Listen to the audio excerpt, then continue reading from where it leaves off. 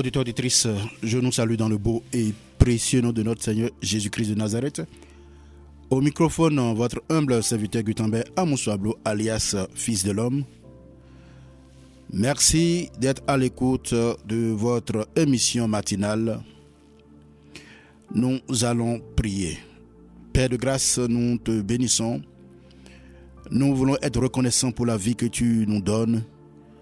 Merci pour le combat que tu as mené pour chacun de nous. Et il t'a plu de nous laisser sur la terre des vivants. Et nous sommes encore là pour rester à tes pieds pour recevoir de toi et pour te parler encore ce matin. Saint-Esprit de Dieu, nous bénissons pour ce que tu es, pour ce que tu fais, pour la vie de nos auditeurs. Merci Seigneur pour tout ce que tu fais. Je prie que la chair et le sang ne soient pas rendez-vous, mais que par ton esprit, tu puisses encore nous conduire ce matin et en ce moment au nom puissant de Jésus-Christ de Nazareth. Le thème de mon exhortation est intitulé « Comment vaincre la procrastination ». Comment vaincre la procrastination. Vous savez, lorsque nous regardons dans l'église aujourd'hui, ou nous regardons dans la vie des enfants de Dieu, ou de tout homme, nous constatons qu'il y a quelque chose. Il nous arrive de prendre des décisions, mais nous n'allons jamais, ou nous irons jamais à la fin des décisions que nous prenons. Et il est important et très capital de vraiment souligner cela.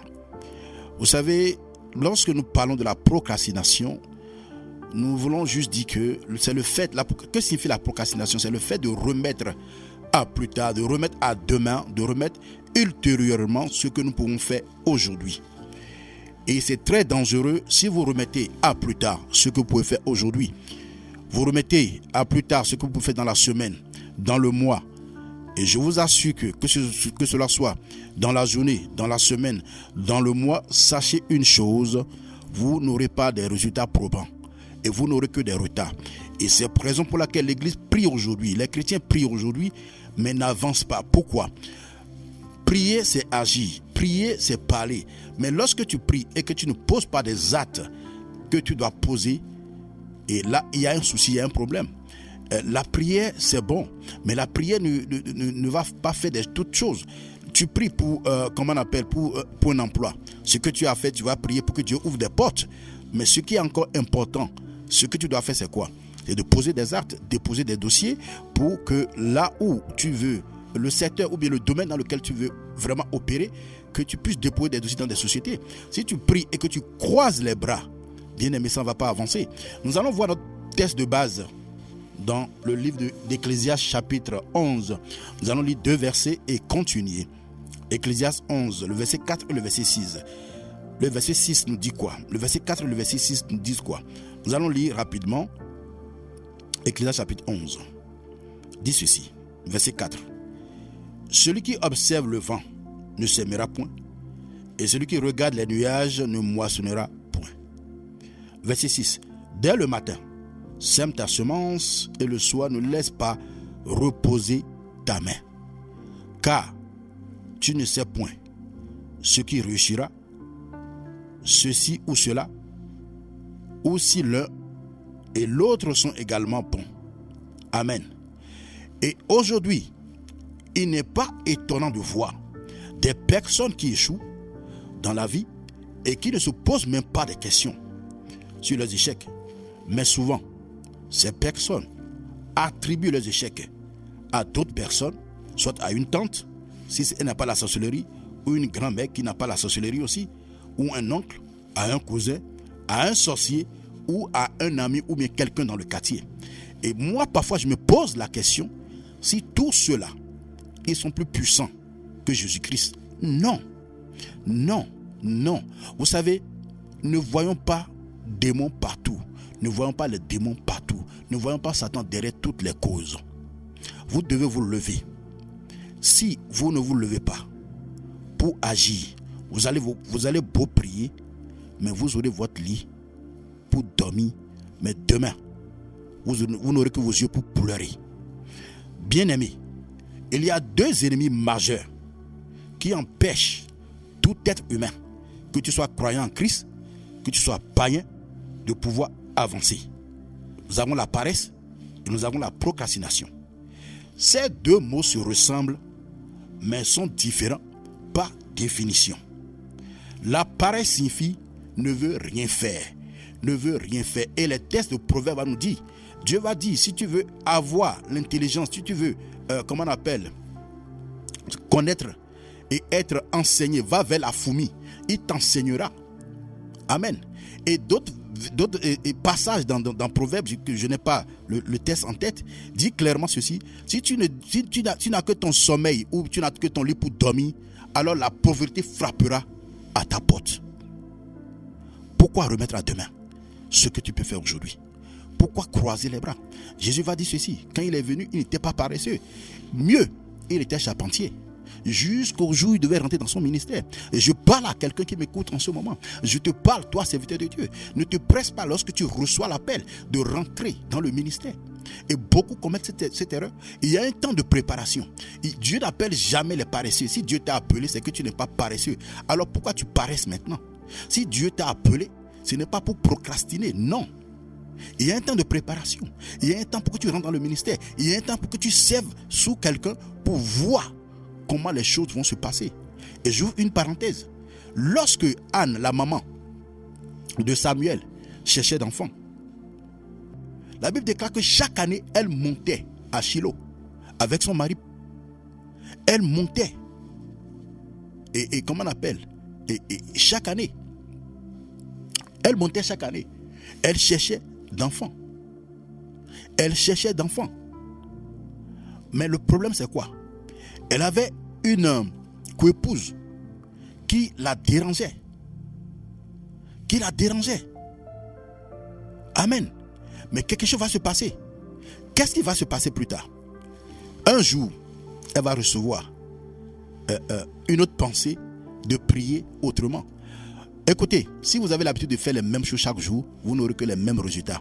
Si vous changez des choses, votre manière de parler, votre manière de prier, vous allez voir que vous aurez des résultats différents. Moi, Dieu m'a dit: écoute mon fils, tu ne peux pas prier comme tout le monde. Tu es un prophète, tu ne peux pas prier comme tout le monde.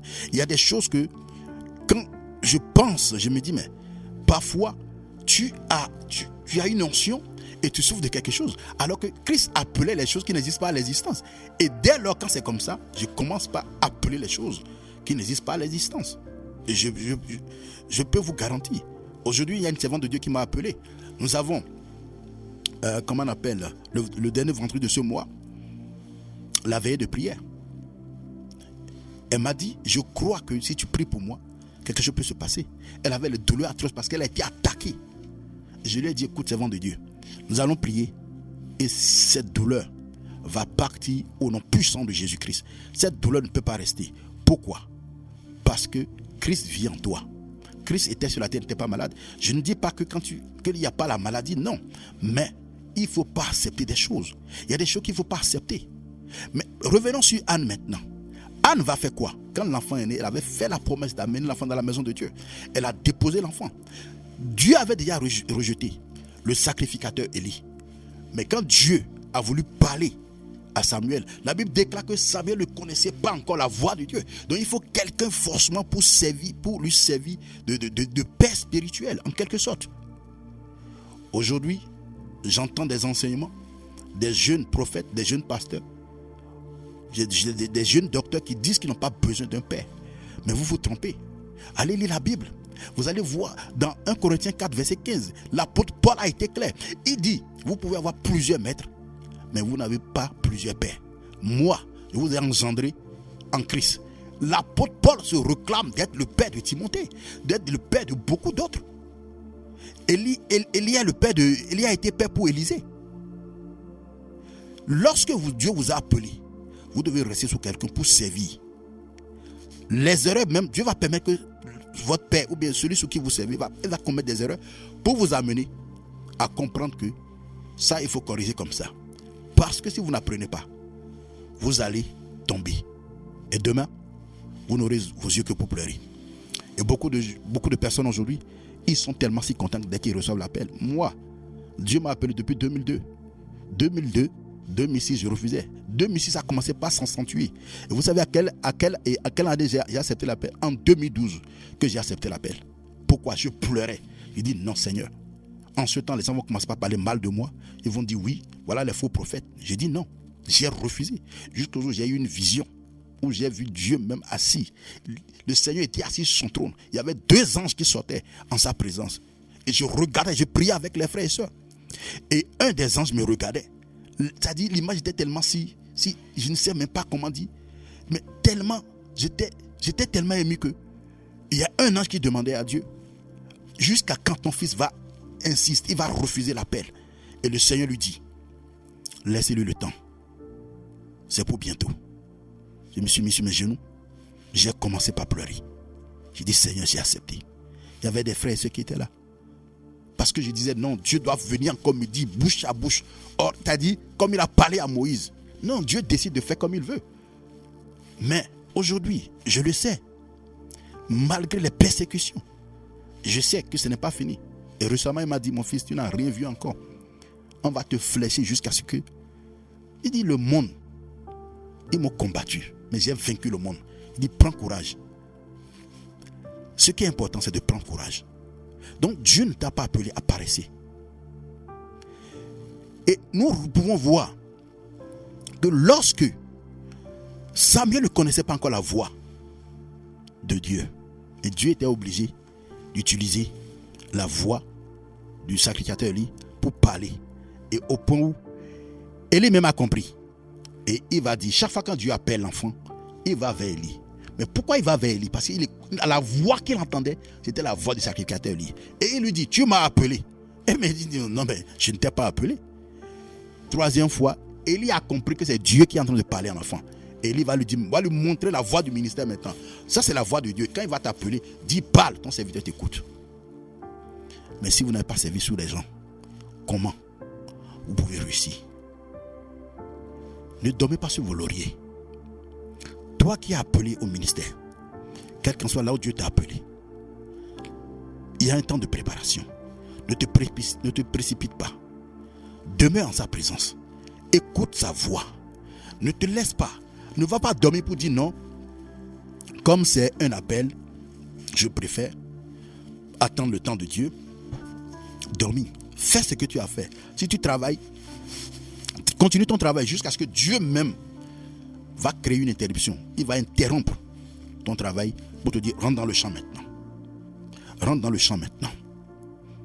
Alors, ne prends pas un appel ou sous prétexte que Dieu t'a appelé et tu vas paresser ou tu vas laisser les choses que tu veux faire et ne pas avancer. Nous allons voir 5 points pour vaincre la procrastination. Le premier point, c'est de planifier sa journée, planifier le mois, planifier même la semaine ou l'année. Moi, j'ai planifié l'année. C'est vrai qu'il y a des retards. Je vous explique comment il faut le faire. Lorsque, prenons le cas d'une journée par exemple. Si vous n'avez pas un objectif fixe, vous allez passer 24 heures à côté. Nous avons 24 heures. Et les scientifiques nous disent que nous avons 8 heures de sommeil. 8 heures de travail. Les autres 8 heures, vous faites quoi? Votre temps de prière, le temps de se laver pour aller au boulot. Quel temps vous donnez à Dieu? Si vous ne planifiez pas votre journée, vous allez passer à côté. 24 heures, c'est le présent. Le présent, quand on parle présent, c'est un cadeau, c'est un don que Dieu nous donne. Et si Dieu investit en toi 24 heures, qu'est-ce que tu lui rapportes? Est-ce que tu veux occuper inutilement la terre? Non.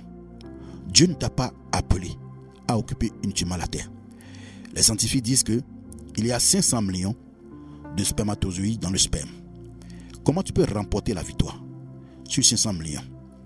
Et tu es né aujourd'hui et sur la terre tu procrastines ou tu es paresseux. C'est pas possible. Il y a un problème. Et le problème, ce n'est pas Dieu. Soit c'est toi, soit c'est moi. Je ne dis pas que je suis exempté, non. Je me bats moi-même pour y arriver. Donc le premier objectif, le premier point, c'est de faire le planning de la journée. Les tâches que tu dois faire dans la journée. Et lorsque tu fais le planning maintenant, le deuxième point, c'est quoi? C'est exécuter ce planning. Tu dois exécuter. Pourquoi? Beaucoup de gens font des plans, ils ont des objectifs, mais ils n'arrivent pas à accomplir. C'est comme quelqu'un qui veut construire une maison.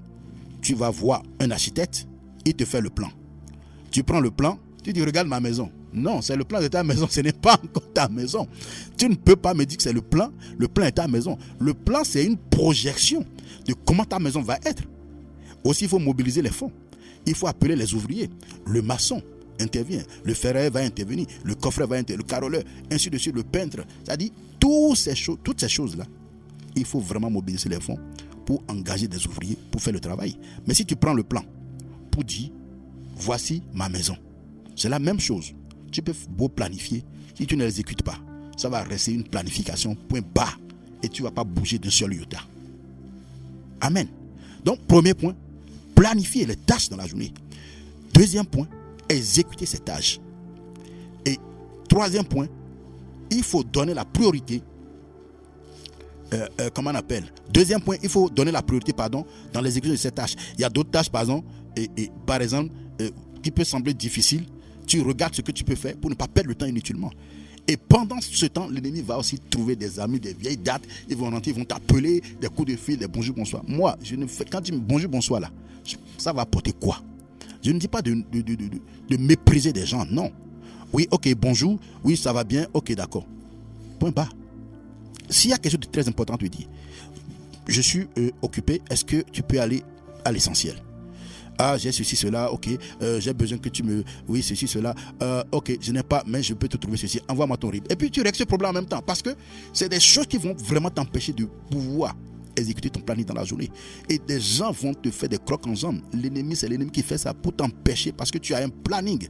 24 heures va passer, et quand le soir tu vas faire le bilan, tu vas dire, mais qu'est-ce que j'ai pu faire de mes 24 heures?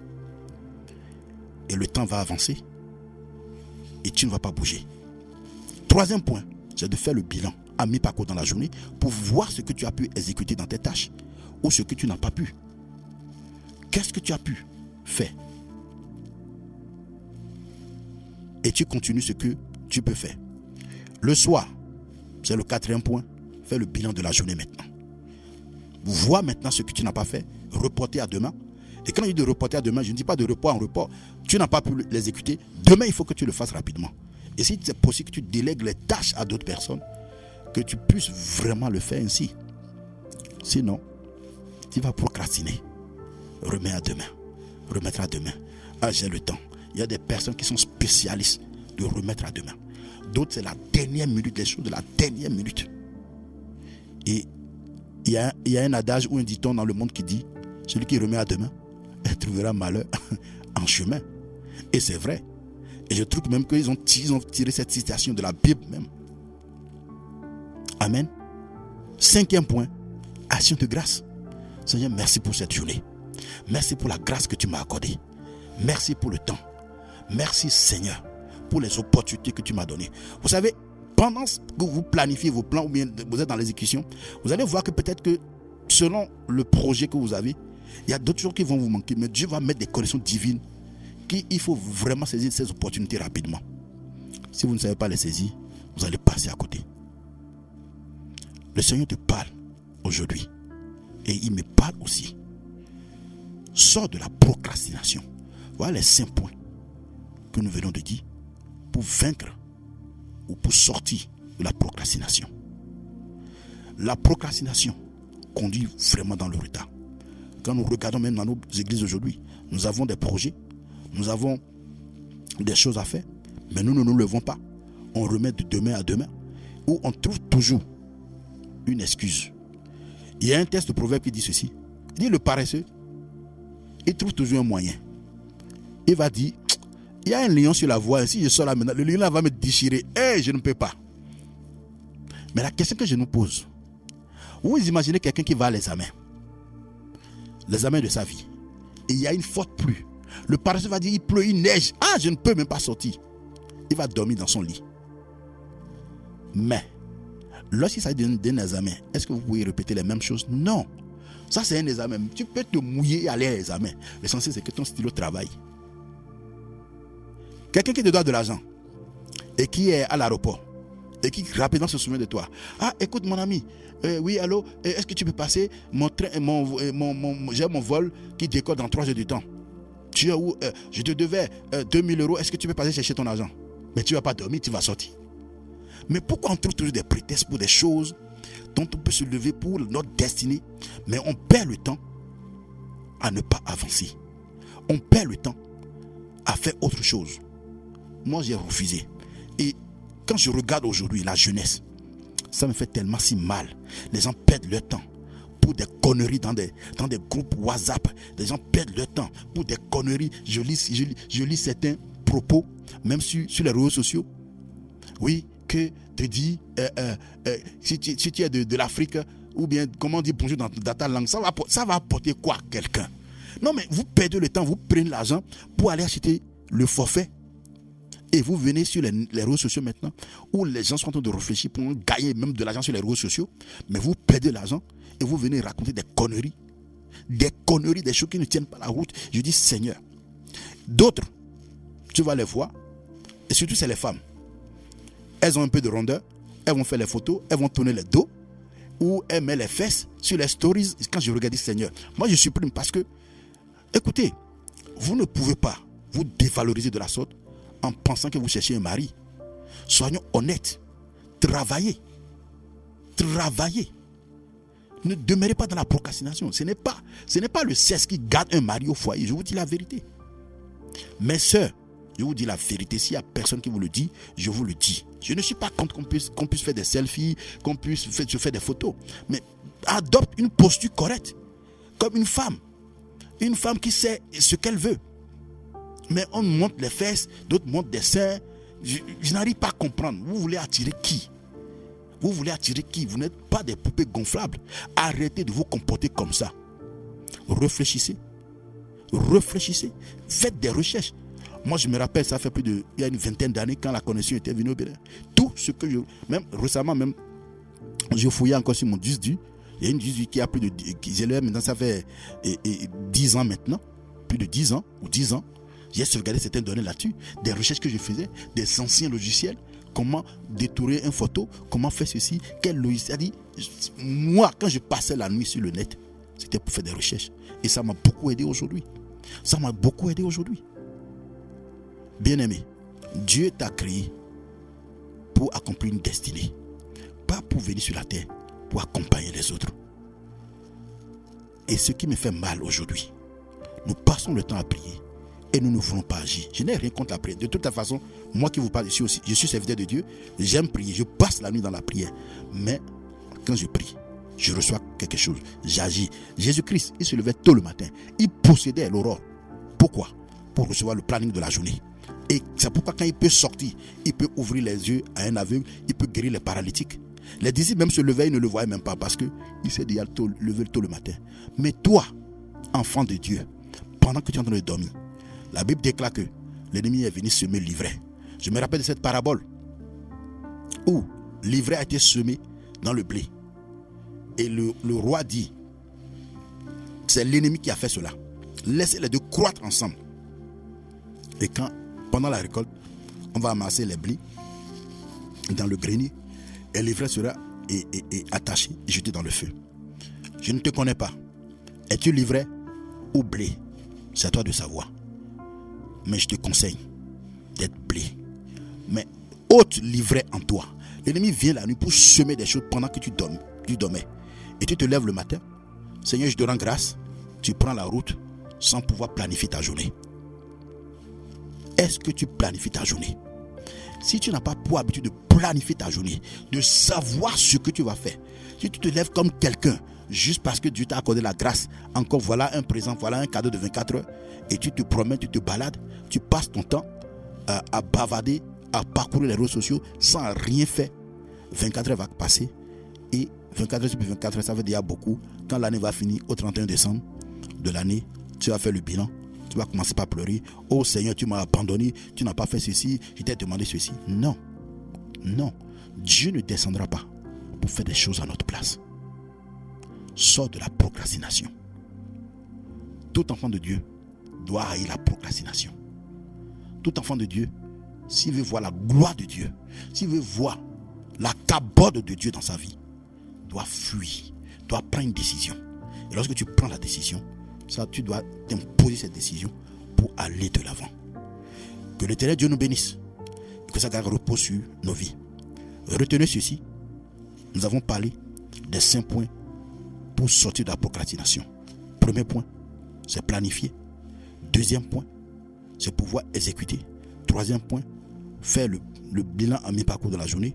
Quatrième point, c'est la soirée. Faire le bilan maintenant de la journée, de ce que tu as pu faire, ce que tu n'as pas pu faire, et reporter sur le lendemain. Mais il faut l'exécuter. Pas de report en report. Et cinquième point, action de grâce. Seigneur, merci pour la vie que tu m'as donnée. Parce que beaucoup ont eu des projets, mais ils ne sont pas là. D'autres sont allés à l'hôpital. Ils ont fait le projet. Ils ont dit demain, je vais faire ceci. Mais ils ont fait accident, ils sont morts. D'autres se sont retrouvés en prison pour des choses qu'ils n'ont même pas fait. Et d'autres se sont retrouvés, comment on appelle, dans des blocs opératoires. D'autres dans des situations bizarres. D'autres se sont vus, ils ne peuvent pas se lever de leur lit, malgré qu'ils ont des projets à exécuter. Dieu, c'est Dieu qui accorde la grâce. Alors si tu as cette grâce de 24 heures, ne t'amuse pas, bien-aimé. Père, nous voulons te dire merci pour ce temps. Nous te bénissons, nous te disons merci. Merci pour la grâce que tu accordes à chacun de nous de sortir de la procrastination dans le nom de Jésus. Père, je prie pour moi et je prie pour les auditeurs. Dans le nom puissant de Jésus-Christ de Nazareth, tout esprit qui veut les maintenir dans la procrastination, qui ne veut pas qu'ils avancent, dans le nom puissant de Jésus-Christ, je brise le joug de la procrastination, Seigneur, sur leur vie au nom de Jésus-Christ. Je déclare, Saint-Esprit, que tu les tiennes par la main et que tu marches avec eux et qu'ils exécutent, qu'ils aient un planning, qu'ils les exécutent et que Seigneur, tu sois avec eux afin qu'ils obtiennent de bons résultats pour la gloire de ton Saint-Nom, au nom puissant de Jésus-Christ de Nazareth. Dans le nom de Jésus, nous avons prié. Amen, amen, amen. Je nous souhaite une excellente journée.